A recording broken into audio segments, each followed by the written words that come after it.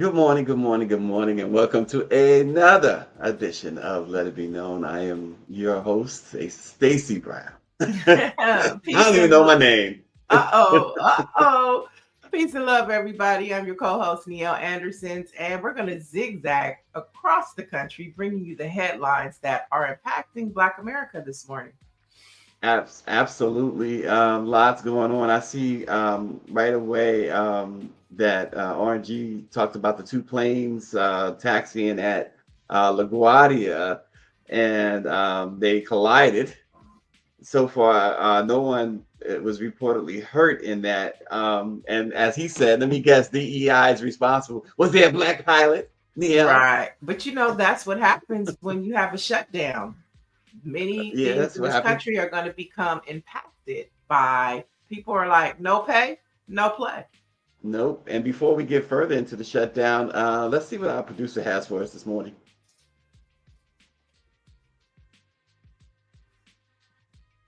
With us now, CNN political commentator and Republican strategist Shermichael Singleton and former Democratic South Carolina state rep and CNN political commentator Bakari Sellers. Shermichael, let me start with you. How do you think this ends? Any signs today?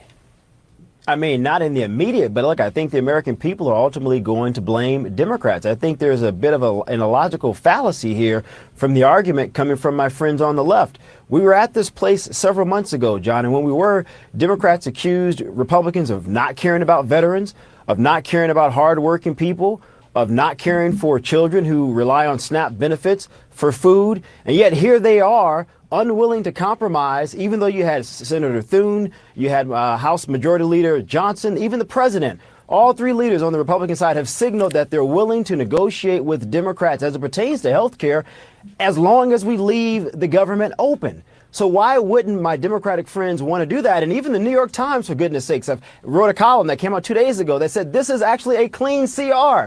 And yet Democrats are saying it's not. They're playing politics. It's a bit hypocritical. If the government stays shut down, the blame rests with Democrats. Bakari, I'm betting you have a different view. Yeah, I mean, I just think that I love Shermichael. We went to the same institution, but his argument is just flat out wrong. I mean, it's not the only talking points they have. I think most Americans look at the TV tonight and they're like, wait a minute. Republicans have the White House, they have the Senate, and they have the House of Representatives. They kind of own this. And everybody talks about the first CR, even the New York Times, Shermichael. I've been on TV a few times today, but they don't articulate or point out what happened between then and now. We had this big, beautiful bill.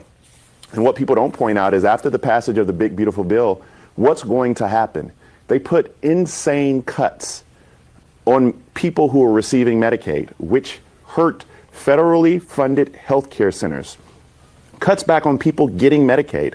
They also eliminated the subsidies that go to individuals on the Affordable Care Act. What that means is that now those prices, those premiums are going to go up.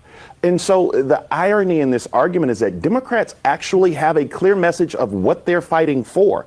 We're fighting for individuals to maintain their right to health care. Point blank, period. This isn't a procedural argument. This isn't anything else. We're fighting for those same individuals Shermichael laid out. We're fighting for them to have access to quality care. What we're seeing right now, though, is this authoritarian way of trying to overthrow some constitutional order. That was a lot of big words. I sounded like Hakeem Jeffries. I got to stop that.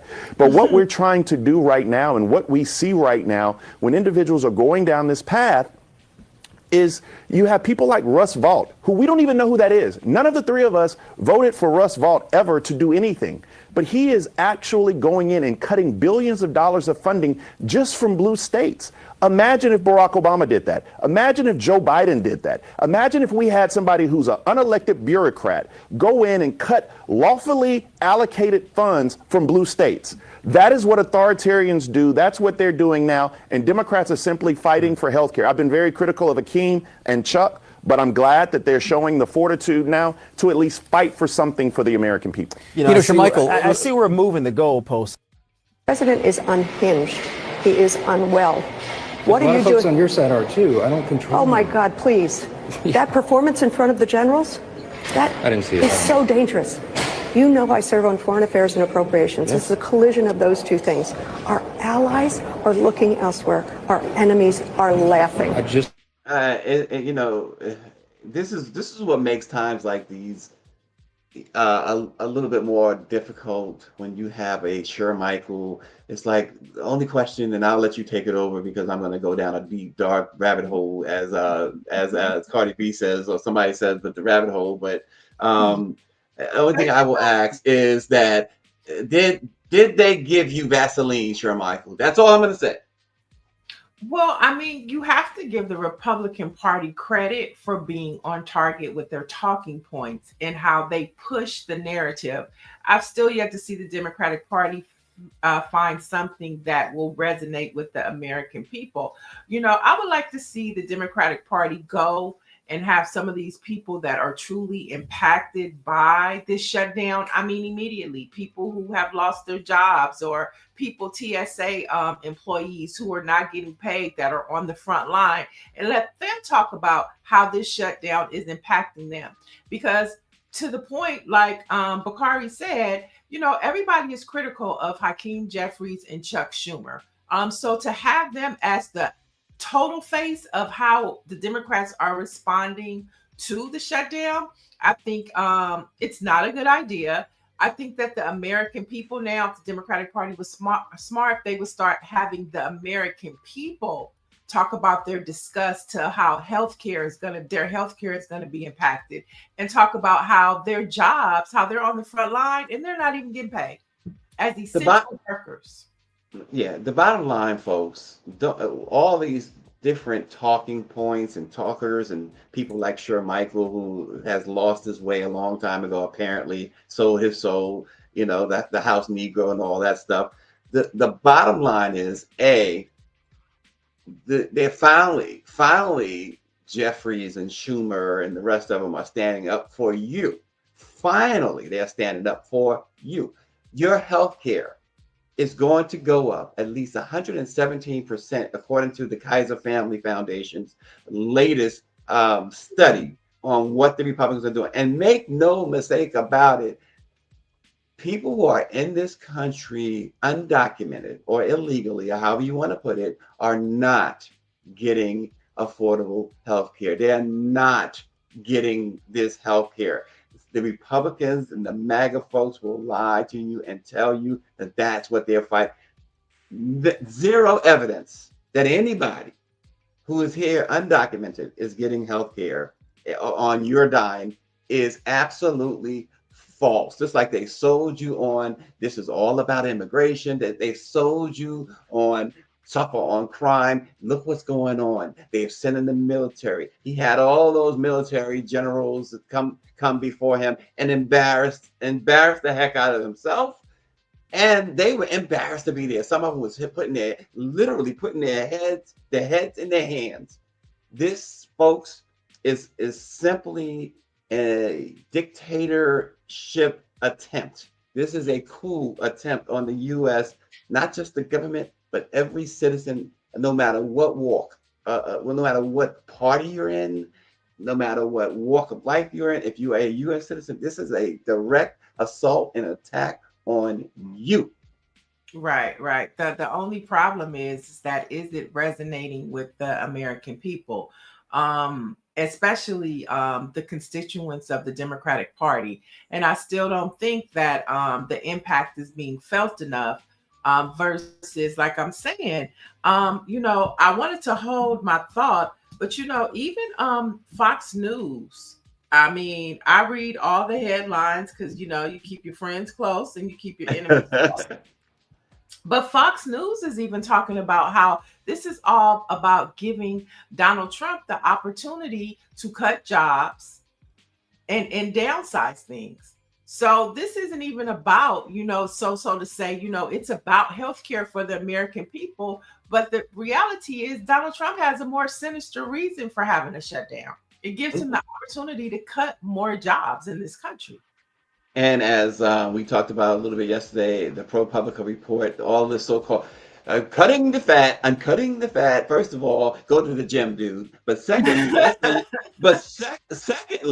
secondly, as ProPublica reported, all these so-called billions upon billions of dollars. Where is it? Where is it? There's no paper trail, folks. There's no paper trail whatsoever. Just like somebody mentioned, one of our commenters mentioned yesterday, where are those folks that were sent to Alcatraz? No paper trail there either. And see, these are conversations and narratives that the Democratic Party can use. They could go down there and use her as a voice to amplify that story. I mean, there's so many things that are happening to us at such a rapid speed. But like to Patricia Jackson in the chat says, I think people are checked out. It's overwhelming. And unless you are very specific about how you want to approach it, like the Republican Party is, the Democrats are going to continue to get beat on. I mean, we have a very sophisticated and intelligent group of people that watch Let It Be Known in the morning, Stacy. And, you know, we are inside the bubble, but the majority of the American people are not. And those are the people that we have to learn and begin to understand. How do we penetrate? How do we impact? And how do we have our message resonate with them? And that's just not happening. And that's the tragedy in all of this. We're screaming fire.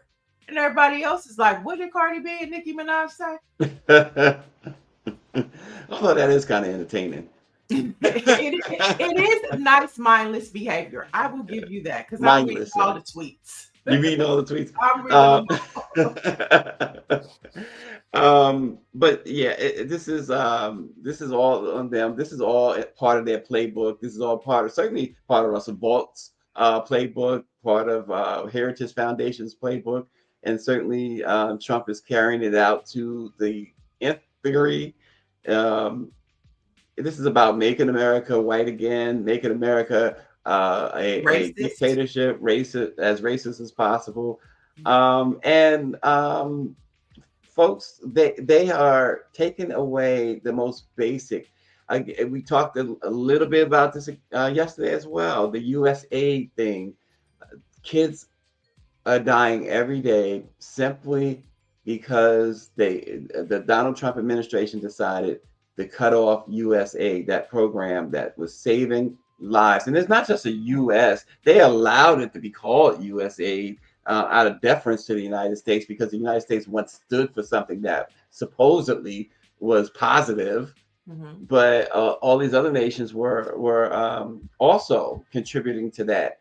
And this president decided that money could be best used out of his his billionaires' accounts. That his billionaire friends could best use that money, right? To enhance their wealth. So that's where we at. It's just as simple as that. Yeah. And yes, U.S. kids are dying. Whoever this in the whatever expat, yeah. So if you're an expat, where are you at? Because expats usually live in a different country. Where are you at? expat. Yeah.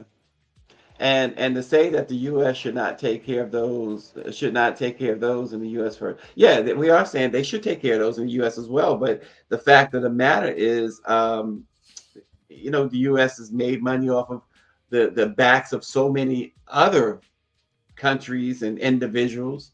Yeah, they should. They certainly should be helping these poor kids who are dying because you won't give them a loaf of bread when you are, putting $250 million into a White House add-on. I mean, come on. And check this out. He said yesterday, the ballroom building is not going to stop. That government shutdown or not, they're going to keep building that. What is he building? A dining hall? Because he might call it a ballroom, but the way that he did the rose garden, and it looks like a piece of slab with those yellow umbrellas, it's probably going to look more like a child house. Okay, not a ballroom. But to your point, look at what's happening, and we have to double down on that. Taking away from the poor so you can feed rerouting that money to your billionaire friends.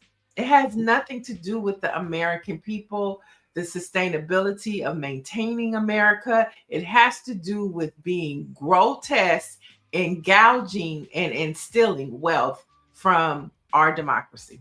Yeah, it is the most depraved of hearts that will allow seniors and kids to lose their housing, lose their health care, starve. It is the most depraved of hearts. And look you straight in your eye. Hmm. Okay? I mean, go straight to the camera. Mike Johnson, all of them. Straight in the camera. Look you dead in the eye. Hmm. And tell you we about to take all your shit. And y'all deal with it. Yeah, and RNG says, is ICE being paid? They are federal employees. I bet they're being paid. Right? Mm-hmm. They're being paid to terrorize folks, And to and and the, kidnap folks. and the way that he says, "Oh, I think that I'm going to just go after Democratic cities. I'm going to pull their money." I mean, to hear that and for people to just still, turn up the music, I think, maybe this is a lesson that the American people are going to have to learn. Because if you're not sick and tired of being sick and tired of what is happening to our country, then maybe we all have to suffer until you get it. Yeah, and this is again, we talked about Sher Michael earlier. Her Michael, I don't know what his name is anymore. I don't care. But when you got people like that, the Byron Donalds of the world, it's so nice. You brought this out yesterday. How our girl Jasmine read him up, down, sideways, and then put him in his crib and put a bottle in his mouth and a pacifier on his side. I mean, she wrecked his whole world with what she said, and she was 100% right. But you have these folks like that who are just, they are so despicable. The Clarence Thomases of the world. It really highlights, it brings to the fore how despicable they really are. PH Expat said, but I left the US a decade ago to live on a farm in the middle of nowhere. Good for Good for you. you. I love that. I love Yeah. that because we are trying to figure out how to be global citizens. I think as African Americans in this country, we need to rethink our journey, right? Because like we're the only people who really don't have a native tongue, like a native speech, right? Everybody, Latinos, Asians, everybody knows, who they are, where they come from, and our culture as African Americans was built in under white supremacy. And so we have to reprogram our minds because we have been institutionalized to like really just understand white supremacy and live within the confines of it and still find our joy. But I think this is a really good opportunity for African Americans to really, you know, think differently, right? Think like the world is bigger than the United States of America. There's other places out there that we can be. And so I'm hoping that, we'll see some more expats happening out of Well, this country. Expac notes that he is white and his wife Oh, of he's over 20, oh, 20 years is Filipina. But he said, and I assume, Expat, you're talking about black folks. He said so many brothers over here. Maybe it's your when military brothers. I don't know. right. But Maybe whatever. yeah, but I do have friends that are expats. One of them we've had on the show, and she's in South Africa. She did it in 2019, and you couldn't beg her to come back to the United States. So Yeah. there are black people. I mean, I follow people on TikTok that have moved to Japan.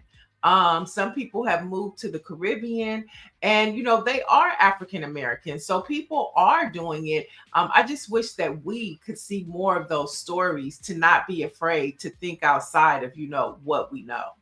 Yeah, I met a guy when I was in France last year who was a DJ, and he said he had moved from New York to Paris 30 years ago.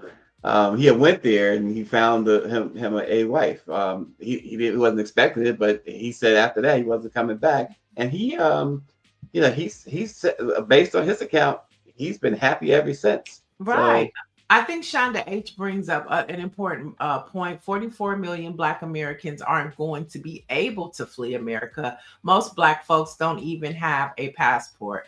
And that's what I'm saying too, in part, we have to retrain our minds. mhm. If we can go out and spend $300, $500 on a Beyonce concert ticket or a Kendrick Lamar concert ticket, we surely can afford to get a passport for under $100. And that's what I mean about the retraining of our minds and just thinking about things differently.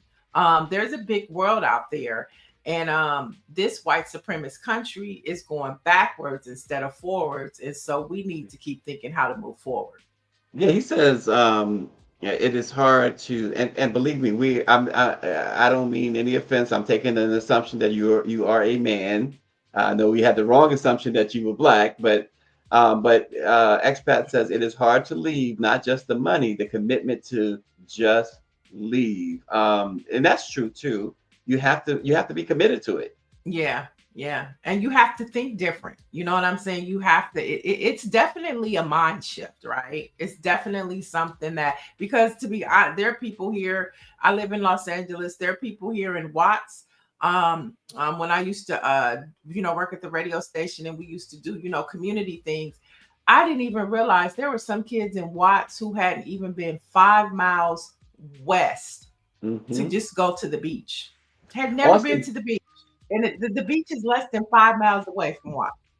yeah, Austin Cooper. We always tease Austin, but Austin does some great work. He works with some kids in the with the Lockridge Foundation in Washington D.C. and they take kids to Africa. And these are kids who not only have never been on a plane before, but never left Washington D.C. in the area where they live. So It's life that's changing. it It's is life very much changing. so. Yeah. From going down the street to the beach to going all the way to the motherland. It is life changing experiences like that help our future generation understand that life is bigger than the situation or community that you live in. Yeah, and you see what Dr. Marilyn says, and this is a thing with a lot of people. She says that she went to Africa, and although I enjoyed it, she says I couldn't see myself living there. But here's the point, I guess there are certain things that I can't give up, but I love those who do it. Mm, Absolutely. You got to be a little bit detached or not too attached to certain things. yeah. And things are one thing, but people are another. And for many, it's leaving their loved ones behind, especially in this climate. You I just, get it. I mm, get it. I get it. But at point the she ain't rate going nowhere. right.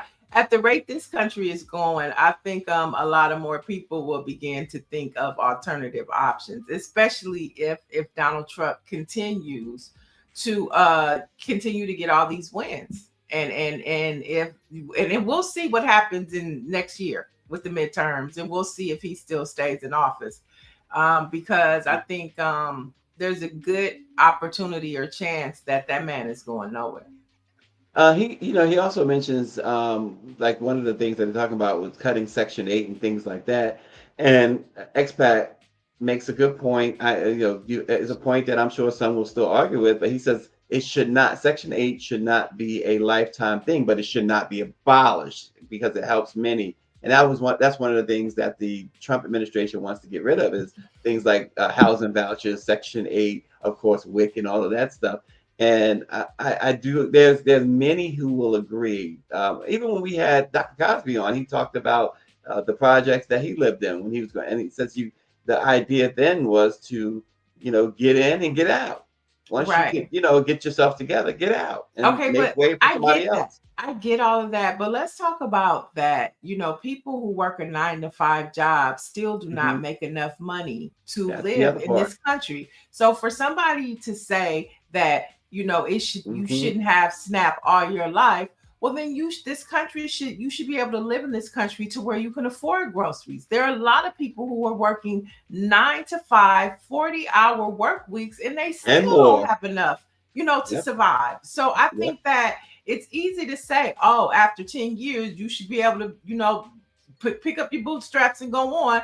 But the statistics and the data shows that most people in America don't make enough money and they working every day hard.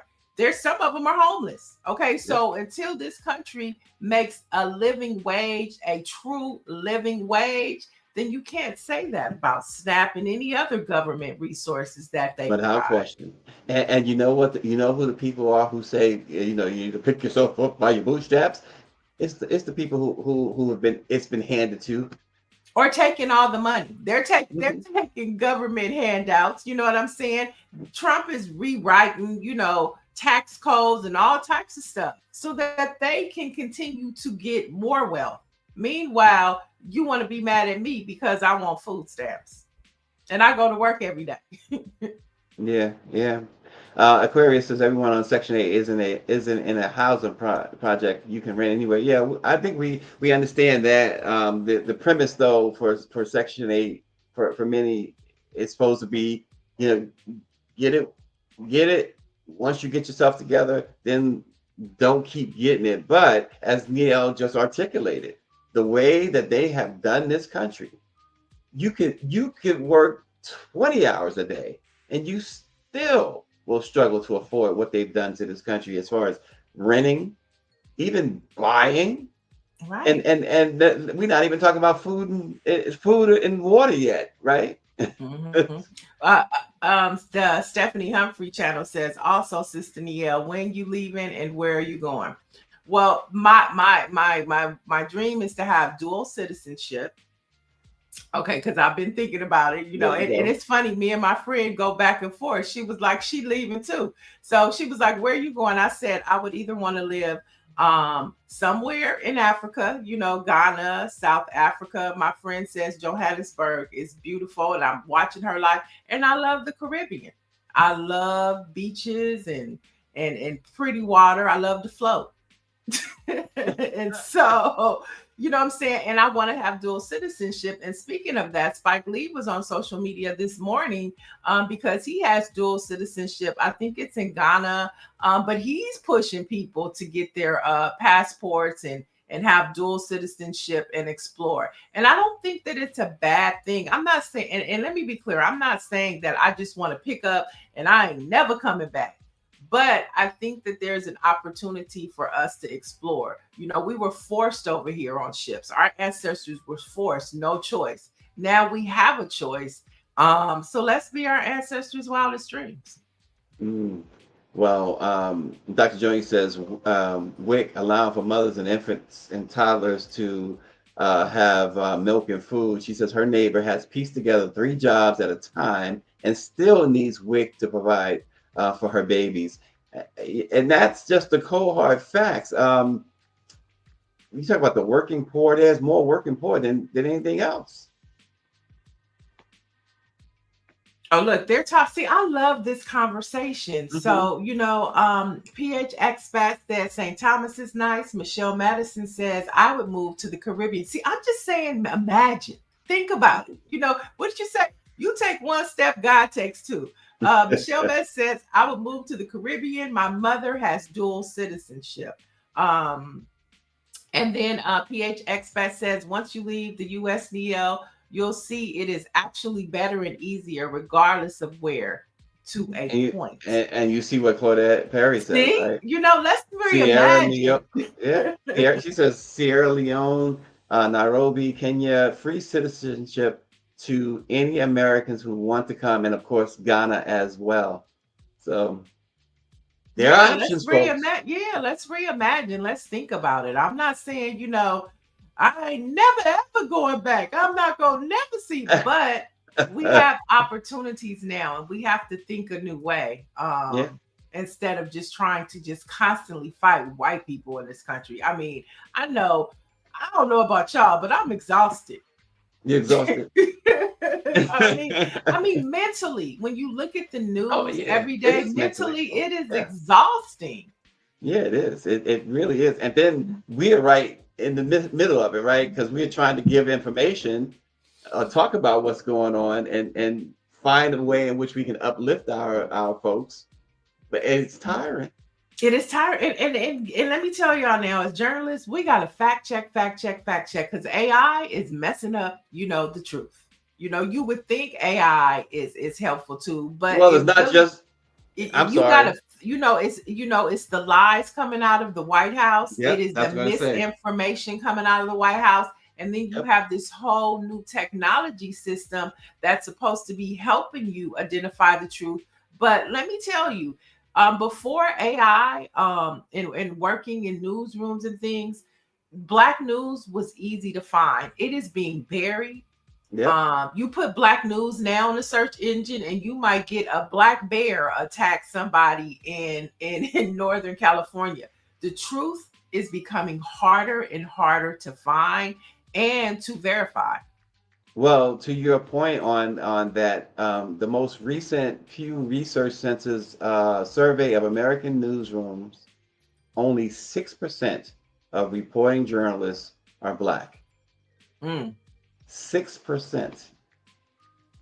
That's a scary number right there. And again, we talk very. about the black press, the black press, the black press. It's so important, folks, that folks stay engaged with the black press. 6% of journalists, according to Pew, is Black. And narrative and spin, as we say in news, is very important. And that was the thing that we were excited about. As you know, we were, minorities were beginning to have more voice in mainstream news rooms, because if you're telling stuff constantly from a white perspective, you're leaving out so many details about what the Hmm. experience truly is. When you look at CNN and MSNBC now, they're not talking about our stories. I don't even think I saw about the HBCUs, right? Right. And the bomb threats. So having people of color in newsrooms, it is highly important and critical to telling the true narrative of an American experience in this country. Now we're going back to where it's just a white experience, and it's coming from a white supremacist POV, because it's not the reporters that are telling the stories. It is people in high dark places. Okay, it is the people that are Donald Trump's friends, that are, as Stacy likes to say, capitulating to him and not wanting to get a lawsuit filed against you. And so the narrative that's coming out of these newsroom now are being more and more skewed towards what Donald Trump and his Trump clan administration wants. And we saw he just YouTube just agreed to give him what $24.5 million. Trump, that is, and CBS, NBC, CNN, the Washington Post. Everybody has, yes, capitulated. All the mainstream outlets. So, folks, this is we are not bought and sold. Right, So right. Joni Toole says the algorithms are absolutely designed to boost the white Christian nationalist agenda. And we have what else? What are people saying? PH Expat. We were loving all the commentary from you. I grew up foster homes, then then addict, then criminal, went to prison, white guy. So there was zero privilege, just my bad choices. Got out, mm, got an education, met a good woman, and then left. I mean, sometimes, I hate to say it, but white privilege allows you to do that. It's harder for black people to do that. yeah, yeah, and just look, just yesterday we had a guest on about something that affects the Black community a lot, and that's colon cancer. So we have to continue to give folks what they need, and that is real information, helpful information. I just want to switch gears just for a moment because I think this is important too. Because you always talk about the wins. You gotta savor the wins. Lisa Cook is going to stay on as a Federal Reserve governor, at least for now, after Supreme Court decided against acting on Trump's efforts to immediately remove her from the central bank board. The Supreme Court, however, did say it would hear arguments in January over Trump's efforts to dismiss Cook, who became the first Black woman to sit on the Federal Reserve Board of Governors in 2022. He used his usual penchant for unfounded allegations and accused Cook of mortgage fraud, a charge, of course, that has been disproven. Not only does she denied it, but it has been disproven. She has not committed mortgage fraud. So she's staying on the job, at least for now. Supreme Court, at least for now, is holding off to bending the knee. I guess a win is a win, right? We got to take it where we get it. There's a little glimmer of hope there. That it's bending. And what is the arc of justice is bending just a little bit for us. Let me tell you something. Patricia Jackson says, and this, I think this is a great point. She says, "I despise the term white privilege. I don't have another term, but I see." She says, I almost feel proud of that, and some almost feel proud of that instead of reflecting." I agree. There's that term and the black card. I hate those two terms. You're right, but I'm with you on that. I should say, Patricia, the white privilege, but also I want to throw in the black card. That term, that black card, came about during the O.J. Simpson trial, and it was used, if you recall, in a way, in a very racist way, with Mark Furman. Oh, they're playing the black card. In other words, that whole racism thing, like as if it's something that's not true, something Like that's it's a get out bad. of jail free card. Right, exactly. So Bam. yeah, I'm with you on that, and a couple of other phrases too, Patricia Jackson, by the way. So anyway, But I had to yeah, say that. for me, I mean, I can understand why you despise it. I despise it too. I'm talking about white privilege Mhm. because it is a privilege that we don't have. And some people, some white folks don't even realize that they have a privilege. I mean, it's just the standard. You could be the lowest of the lowest, but if you are white, the most educated black person can be standing next to the most uneducated white person. But depending on the circumstance and the situation, there is a certain amount of privilege that they have that we just don't. I despise it too, but I despise it because of that reason. Yeah, yeah. Well, you know what? You know somebody who is behind the cameras who will not give a give to a homeless white person. That Kills is me. That, hilarious. that kills me. But nonetheless, she's very emphatic about it. Very emphatic that that person is failing to use their privilege. So Ooh, so so anyway, it's okay. hilarious. It's absolutely hilarious. Pumikin says white privilege is just a euphemism for racism. There you go. There you go. Folks, tomorrow is Robert Shapiro, Miss Lavender created that term, the race card. Exactly. Tomorrow is the day for Diddy. Did he do it? Did he's done? Prosecutors say that they want 11 years. They want him to serve 11 years in prison, and several trial witnesses, including Cassie Ventura, have submitted letters supporting that type of jail time for Diddy. Again, I think it's something to closely watch because, again, the two charges that he was convicted of is really what the judge should be using to sentence him. But Diddy dug this hole, and now let's see how it all turns out. He will address the court tomorrow, Niele. So that's going to be interesting in itself. For sure. I mean, all eyes are going to be on New York City tomorrow. But at the end of the day, what he was charged with was prostitution. Um, Convicted of. Charged and convicted of is prostitution. And so, show me where somebody that was convicted of prostitution gets 11 years. And then That's if that's the standard, then okay. But if you're telling me that based upon the time he's been in jail, that whatever the sentence is, if it's a year, then it should be time served. Now, if you're telling me that prostitution charges get 11 years and there are tons of men and women in prison for prostitution for 11 plus years, then okay, I get it. But if that is right. not the standard, then I think that it'll be a little injustice for Diddy. Yeah. Dr. Jones says, I read that Cassie's moving out of New York because she is frightened from the fallback of her testimony. I feel bad. I feel bad for any woman who's been abused and who has gone through anything like that. I don't think that Cassie has Diddy to be frightened about. I don't believe that at all. I don't Um, either. and I don't think she's afraid. And the reason I say that, Dr. Jones, is based on her own testimony. I don't think she's afraid. I I don't think either. that they want this. She'd like to see him go away. Um, And I it's don't that. even know if it's that. You know what? Based upon her testimony, I mean, just Mhm. keep it a buck.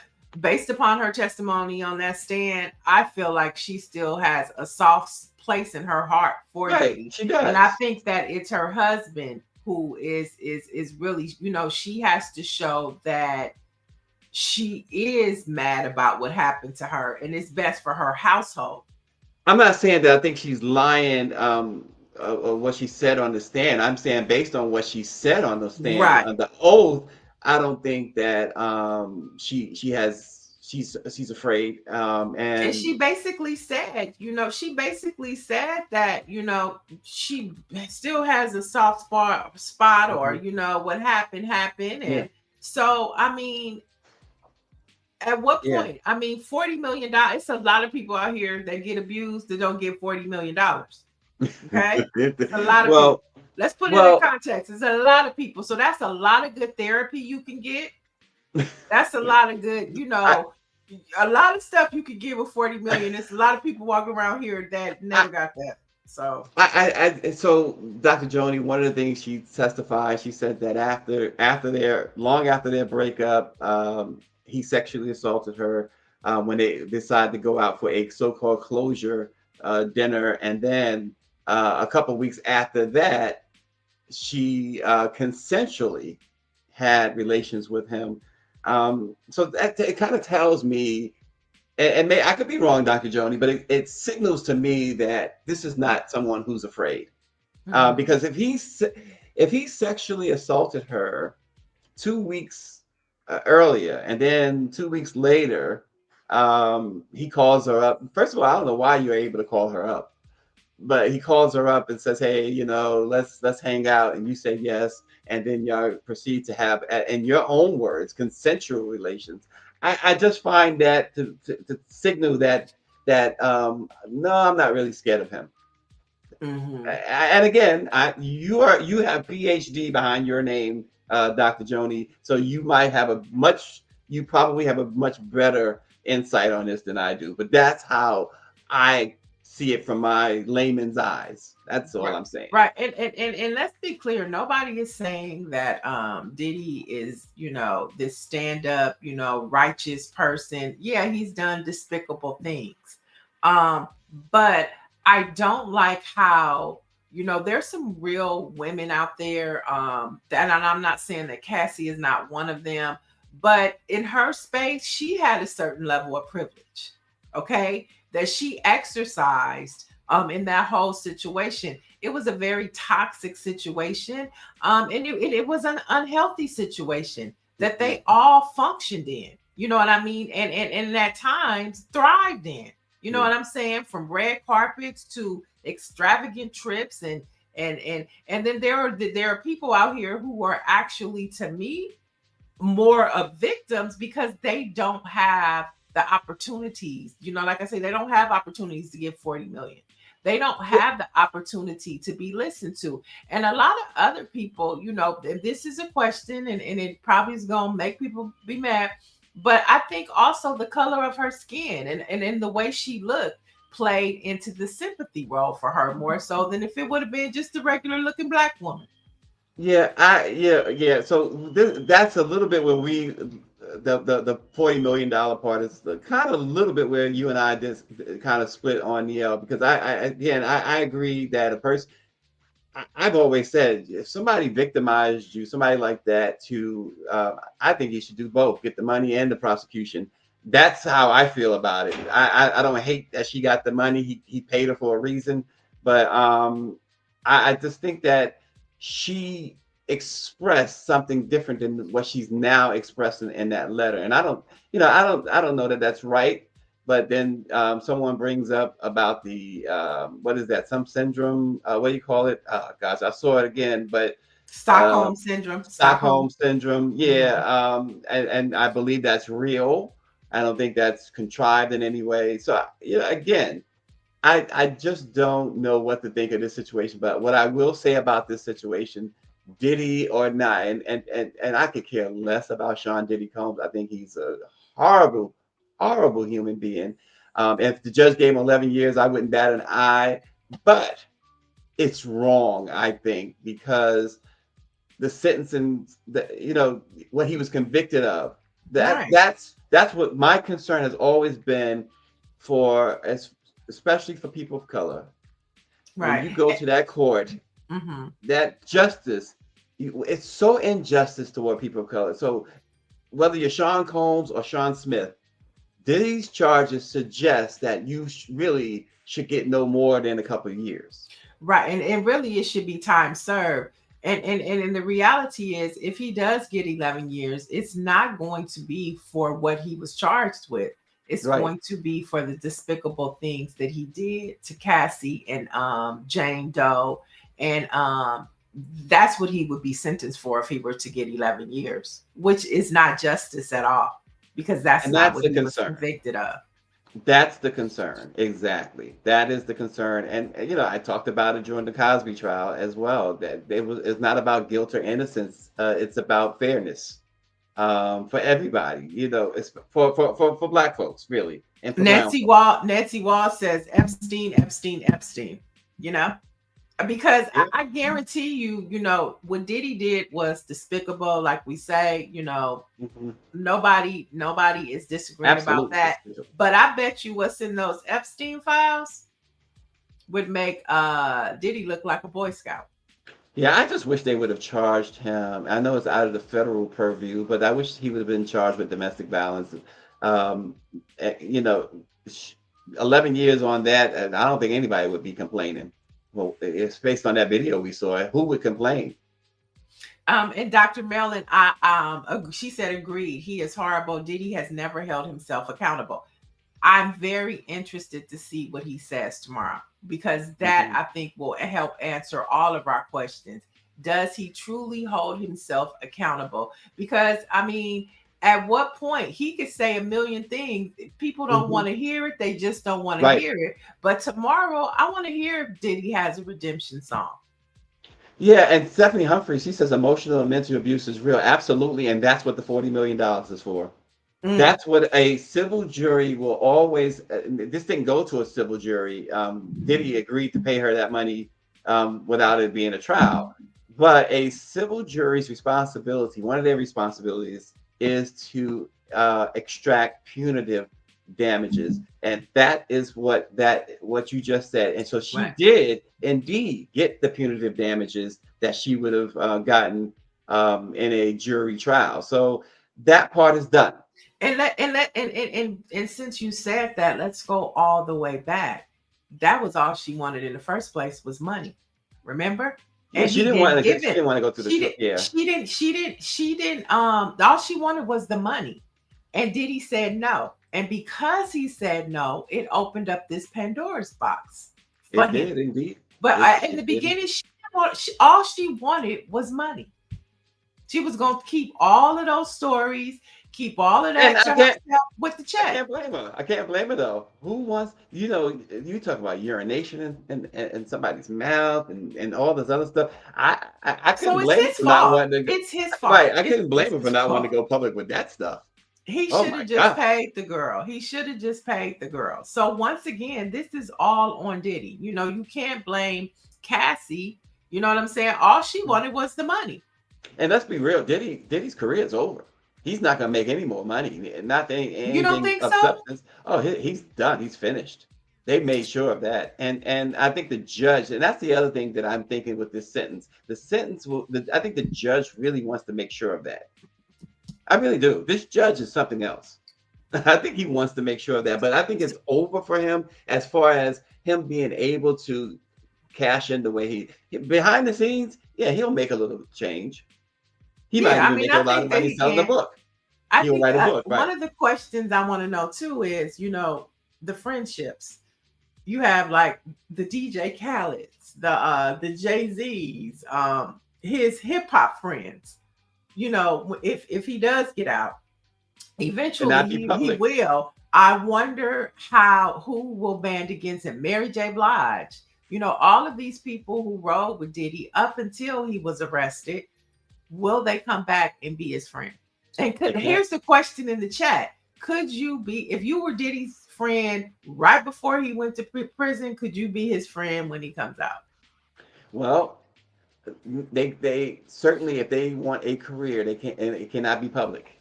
It cannot be public. You see, you listen, you see what they do. Even with Russell. Russell has never been charged, never been questioned by police. But when folks go over there to see him, oftentimes they don't want to be on video. Right. I mean, look at what happened when Taraji P. Henson went over there and Usher went over there. And I mean, and they went over there, they had a good time, they did yoga, but once those pictures broke, baby. hmm hmm So, folks, anyway, we'll see tomorrow. But again, to Dr. Joni, this is certainly not in any way discounting Cassie's trauma and what you were saying at all. Let's just make sure we understand that. You, For like I sure. said, you certainly have a insight as a doctor, a PhD. So I'm gonna leave it at that. Listen, I know we are running late, but how about this? A Black female private investigator has landed a Netflix series breaking stereotypes in a male-dominated industry and redefining what it means to be a private investigator. Brianne Joseph, who is the owner of the six-figure detective agency Sly Fox Investigations, is stepping into the global spotlight with her role in Netflix's successful new series called Love Con Revenge. It just launched this past week, and 2 weeks ago actually, and has maintained a number 2 or number 3 status for the top TV shows nationally each of its first couple of weeks. So how about that? This Black woman has private investigator has landed this show on Netflix. It's pretty cool, it's pretty dope. PH expat. I'm not a doctorate. He was talking about I don't have a doctorate degree. He's talking about Dr. Joni Toole. She has a doctorate degree. So Yes. Dr. Joni, you want to drop in the chat what your PhD is in? Yeah, Niele's PhD is in something else. Hoodnomics. There you go. Hoodnomics. Yeah, so be sure to check out that Netflix show. Support Black content and Black content creators. Just a couple more headlines. Wait. X-Pac, who are we talking about? Who's a good-looking woman too? Who are you talking about? I think he might be. Is he talking about Niele? No, he's talking about the one Private Eye? the Private Eye. Okay, go ahead. All right. So the White House dismissed the majority of members of the National Council to Humanities. Are we surprised about that? So yesterday, just 4 of the 26 members remained on the council's website. And the 4 who were still remaining were appointed by Donald Trump. Now, the council advises the chair of the National Endowment for Humanities. And according to the website, the agency awards grants and over $6 billion grants to museums, historic sites, educational and research institutions, and libraries, public television, radio stations, individual scholars, and affiliates across the country. So basically, PBS, the Smithsonian Museums, all of this falls under this council, and he just got rid of all of them except his 4 appointees. So you understand, we talk about what's happening to the Smithsonian. This is another chess move to really take away the resources that they're providing. Yeah, it's to be expected. This is just Right. Cruelty and want to erase our history. Right. And just so you know, the Smithsonian put out a post yesterday saying that due to the government shutdown, they will remain open the rest of this week because of funds that they have from last year, but they don't know if they will be open as of Monday. Mm. So the impact is trickling down. Moving over to ICE. And the Super Bowl. ICE will attend the 2026 Super Bowl, where Puerto Rican singer Bad Bunny is set to headline the halftime show. Now, according to Corey Lewinsky, an advisor to the Department of Homeland Security, he says there is nowhere that you can provide a safe haven to people in this country illegally. not the Super Bowl, and nowhere else. So now ICE is going to be at the Super Bowl. Just shaking my head. This is ridiculous. Good, but What you I know, love. Go go ahead. ahead. No, you go ahead. It's these mass kidnappers are going to be all over the biggest sporting event, the biggest event of the year. Carry on. Right. No, but what I love about this on social media, I see so many Black people saying, "Okay, let me learn my Spanish." so that I can sing along too. And then I see other stuff like, I hope that the accent is so thick, and I hope that he doesn't sing a song in English. I mean, I'm loving what's happening because Puerto Rico is a state, a member of the United States. So, you know, when Donald Trump and them talk about white, I mean, come on, we are a diverse group of people in this country. And with, and with all that being said, just know that there are over 2,000 seats on the ballot this month alone. In October, over 2,000 seats are on the ballot. So check your state and local Secretary of State's websites to find out when and where you need to vote, because that is how we begin to change this. Is we start flipping seats. Go ahead. Miss Lavender says maggots are losing their pea brain minds over Bad Bunny. Right. Right. And last but not least, let's head to some HBCU headlines. Florida A&M band announcer Joe Bullard has backpedaled and apologized for his offensive remarks made during a game over the weekend. Now, FAMU was playing Alabama State University, and he referred to the Honeybees, which is their Orchesis dance group, as the new face of Ozempic. Yep, he said it. Now, the commentary brought oohs and ahs and started going viral on social media. So he has since apologized and says he admits that his comments were hurtful and disrespectful. So was it a joke? Was it okay or was it not okay, Stacy? Listen, you shouldn't fat shame anybody. Right. Can we say fat? Can we still say fat? Well, I'm just saying that's what they call it, right? Don't they call it fat shaming? Well, then terms that makes me right. That makes me say yeah. That means I'm saying fat, right? Like, what are we saying? Dr. Joni, chime in. Yeah, he said expat said yes. My sister is fat. Oh, listen, y'all not getting me in trouble here. Shoot. All I know is that that's what the term is, fat shaming. Dr. Marilyn said that's wrong. Oh, okay, it's wrong. Look, come on now, Dr. Marilyn, help me out then, shoot. No, I think she's referring to what the announcer Bullard said about the new face of Ozempic. There's your boy, Mike V. Mike V. never misses, does he? He said thick thighs matter. Oh God. Oh boy, I tell you. So he's apologized, She's Chris said he liked meat on the bones. My brother never liked a skinny woman. Oh my gosh. I had like maybe 2 stalkers in my lifetime. One was a very skinny woman. And she literally stalked me, and I was like, wait a minute, this is wrong. This is crazy.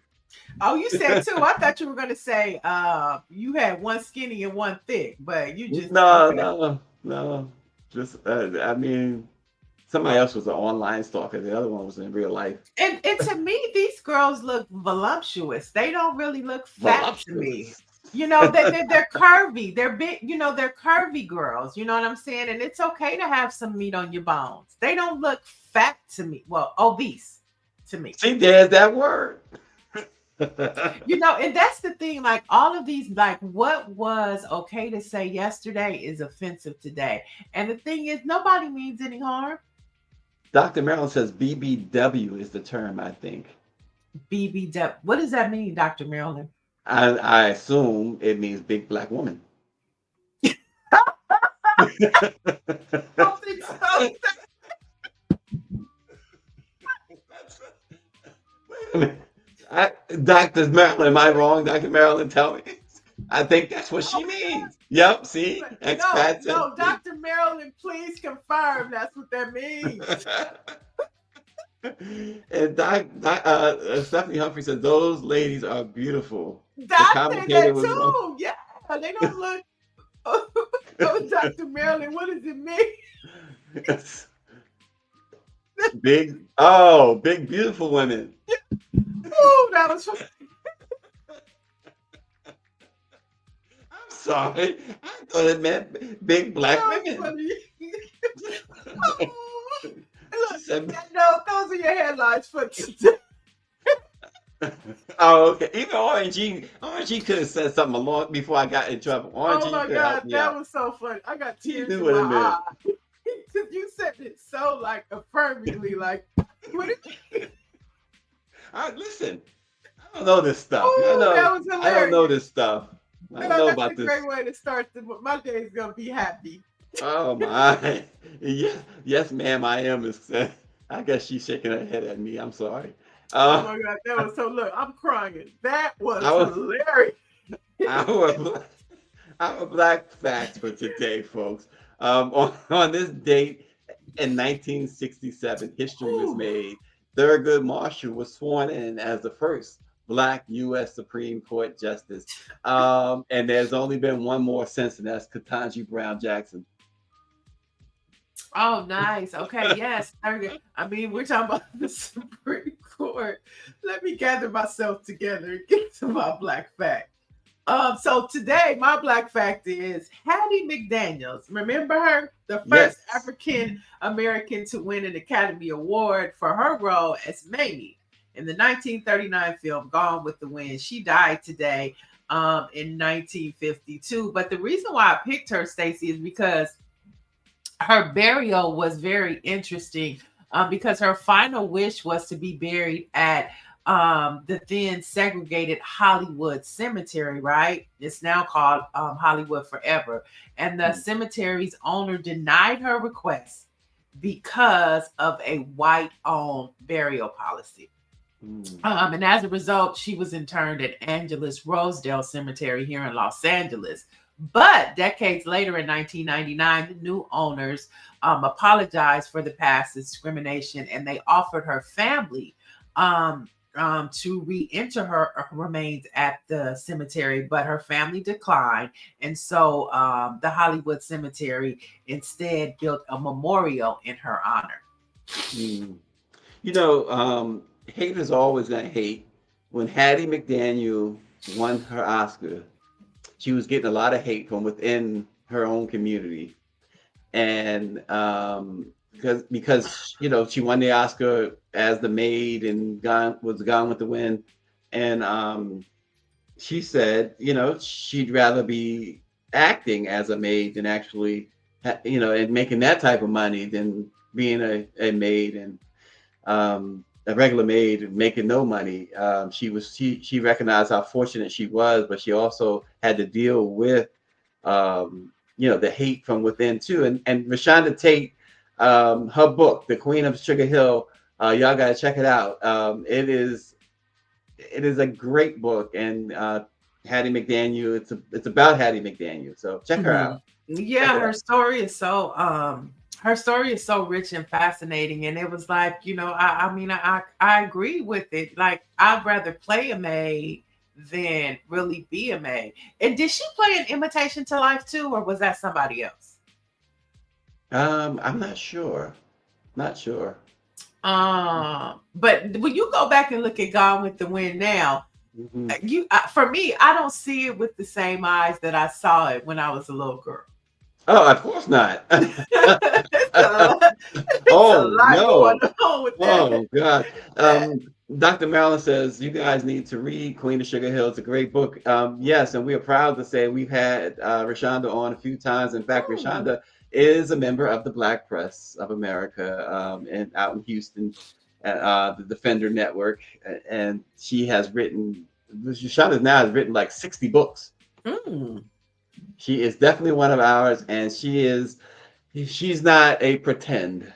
Rashonda is the real deal. We love Rashonda on our show, and she's been on our show quite a few times, and including Nice. with that book. So yes. Nice. And Stephanie Humphrey channel says, I think it was Lady Hattie in Waiting to Accept, in Imitation to Life. Waiting to exhale, huh? No, it said wait one, but I don't know what that said. But you would love. Greer mentions you, Niele, would love that book, Queen of Sugar Hill. Nice. Yeah, I mean, and during that, because during that time there were limited roles for Black people to play. Very limited. So, yeah, it should be a good deep dive. PH Expat says, as a kid, it was just the songs that I remember from Gone with the Wind. Oh, okay. But you're right. You're so right about that. When you look at stuff later, ooh, your take can be very different. Right. And even with Imitation of Life, the way that girl treated our mother. Yeah. Oh, Greer said that's not Hattie McDaniel in Imitation of Life. That's not her. No, it's not her. Okay. Well, who is she? Who is she? Who is that maid? Who's that maid? But you're right. The roles were so limited, and you remember a lot of actors, white actors, played Black characters in blackface. Mm-hmm. So it was historic. Juanita Moore. Juanita Moore is Imitation of Life. Okay. See, look how we're remembering our Black actresses. But yeah, to Hattie McDaniel's point, thank God it wasn't that would be even more disrespectful to get a white woman and paint her face Black to be a maid. Just get the Black woman. Yeah. Well, so we remember her today. Absolutely. They are voluptuous, Nancy Wall says. Voluptuous. All right, so next time put BVW, okay? Big voluptuous woman or something like that. Black voluptuous. I don't know. Or just VW, voluptuous woman. Just, all right. There you go. Let's take the big off. Our Black-owned newspaper of the day, folks. It's one paper that's near and dear for me. The Westchester County Press is our Black-owned newspaper of the day. Over the last 9 decades or so, the Westchester County Press's mission has been to serve the African American community by bringing you positive news about your neighbors and government leaders. They continue to welcome legal notices, ads, articles, columns, and events to the calendar, or to the community calendar, which connects us all. And the Westchester County Press, I used to work up in Westchester County, New York, and I used to work for, back then I was working for Gannett, and I used to always drop in at the Westchester County Press, and it was like a very small operation, but it was always exciting to see the coverage that they did on the city of Mount Vernon, New York, New Rochelle, and all of the surrounding towns and villages. They always did a great job. So check them out, folks. The Westchester County Press, our Black-owned newspaper of the day. And in the words of Patricia Jackson and the Stephanie Humphrey channel, hit the like button before you leave. Hit the likes, hit the likes, hit the like. Tell somebody to subscribe to Black Press USA. Let it be known. And for the latest in Black news, to keep up with the shutdown, to keep up with HBCU news, and all in between from coast to coast, visit BlackPressUSA.com. And listen, real quick, Miss Lavender says Louise Beavers played the mother in the 1934 original version of Imitation of Life. Look at that history. I love it. I love it. And Dr. Marilyn has banned me from ever saying anything about BBWs again. So that's the end of that. Put a stamp on it. That's it. Folks, check us out again tomorrow. I guess tomorrow we can see what happens with Diddy, and we can also kind of dive into this whole Nicki Minaj and Cardi B situation. So and we're gonna add the WNBA because there's a lot of chatter going on over there. Oh yeah, we'll you talk talk about that tomorrow too. Join us tomorrow. We're gonna have some fun. We'll see you then.